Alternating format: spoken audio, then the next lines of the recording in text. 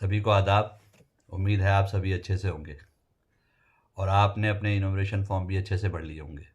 पिछली वीडियो के बाद मेरे पास कुछ क्वेरीज़ है जो ज़मीनी स्तर पे भी समस्याएं आ रही हैं, जो प्रॉब्लम्स आ रही हैं, उनके साथ आपको शेयर कर रहा हूँ। कुछ के सवाल ये आ रहे हैं कि हमारा गणना प्रपत्रक नहीं आया। मैं आपकी जानकारी के लिए बता दूं, अगर 2025 में वोटर लिस्ट में आपका नाम है तो ही आपका इनोवेशन फॉर्म मिलेगा, तो अगर नहीं है तो नहीं मिलेगा। एक बार चेक कर लीजिएगा, अगर आपका 2025 की वोटर लिस्ट में आपका नाम है, लेटेस्ट वोटर लिस्ट में, तो आपको इनोवेशन फॉर्म मिलेगा। और अगर नहीं मिल पाया है, नाम है, तो आप उसको बीएलओ को नोटिस करा दें और उनको बता दें कि भाई मेरा नाम है और मुझे वोट क्यों नहीं। हो सकता है कोई मिसप्लेस हो रहा हो या किसी दूसरी जगह डिस्ट्रीब्यूट हो रहा हो या पेंडिंग में हो, तो बहरहाल ये प्रॉब्लम आपकी रिजॉल्व हो जाएगी। 2025 में जिसका नाम नहीं है उसका इनोवेशन फॉर्म नहीं आएगा। कुछ की क्वेरीज ये आई है कि हमारा नाम 2025 में है, लेकिन वो नाम ना मेरा मिल रहा है, यानी निर्वाचक का मिल रहा है, ना पेरेंट्स का मिल रहा है। तो उसमें प्रपत्रक तो आपको भरना ही है, क्योंकि उसमें फिर नो डाटा फाउंड, यानी कोई डाटा नहीं मिला, वो भर के आप जमा करा दीजिएगा। बाद में हो सकता है कोई टेक्निकल इश्यूज नेट पे भी नहीं मिल पा रहे हो या कुछ मिल जाए, तो वो बाद में आपको उसका प्रॉब्लम, आपका जो भी समस्या है उसका निस्तारण हो जाएगा। तो बहरहाल प्रपत्रक आपको 4 दिसंबर तक भरने हैं। कुछ लोग ये कह रहे हैं कि 4 दिसंबर बहुत कम टाइम है, हमारा वोट ना कट जाए। पहली जानकारी के लिए आपके लिए बता दूं, अगर आप वैलिड वोटर्स हैं, जेन्युइन वोटर्स हैं, तो आपका वोट नहीं कटेगा।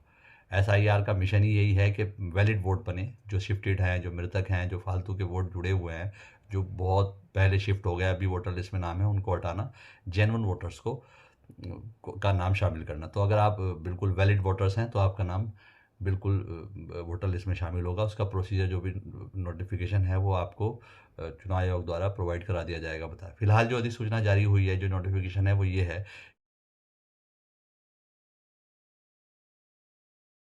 कि फॉर्म, जो हमारे जो इनॉमिनेशन फॉर्म है, वो 4 दिसंबर तक जमा होने, यानी ये 4 नवंबर से शुरू हुआ था ये प्रोग्राम, और 4 दिसंबर तक जमा हो जाएंगे। 9 दिसंबर को निर्वाचक नावली का आलेख प्रकाशन होना है, यानी इलेक्टोरल रोल का ड्राफ्ट पब्लिकेशन होना है। उसमें 9 दिसंबर को जो पब्लिकेशन होगा, उसमें आप अपना नाम देखेंगे, जो आपने डिटेल भर के दी थी या कुछ भी होगा वो चेक कर लेंगे।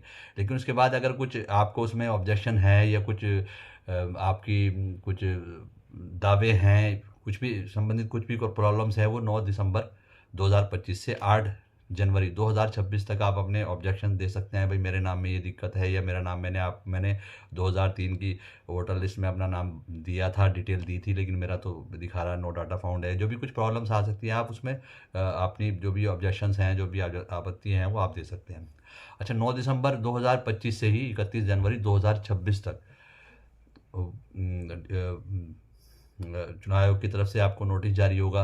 नोटिस जारी का मतलब नेगेटिव सेंस में नहीं, नोटिस का मतलब ये हो गया कि आपने जो भी डिटेल दी है, उसमें अगर आपका डिटेल मांगी जाती है, कोई आईडी मांगी जाती है, जो भी होता है वो आपसे मांगी जाएगी। मतलब आपको इस तरह दी जाएगी कि आपका ये नाम है और आपने ये डिटेल प्रोवाइड नहीं की, तो आप डिटेल प्रोवाइड किया जाए। या फिर वो, क्योंकि जब नो डाटा फाउंड दिखाया था, तो नाम किसी वजह से ना मिला, हो सकता है मिल जाए, तो आप जो भी होगी आपकी सुनवाई होगी, फिर उसका वेरिफिकेशन होना है, उसके जो भी आपने दावे किए हैं तो वेरिफिकेशन होगा, उनका सबका जो है प्रॉब्लम, आपका उसके समस्याओं का निस्तारण होगा। ये काम 9 दिसंबर 2025 से 31 जनवरी 2026 तक होना है।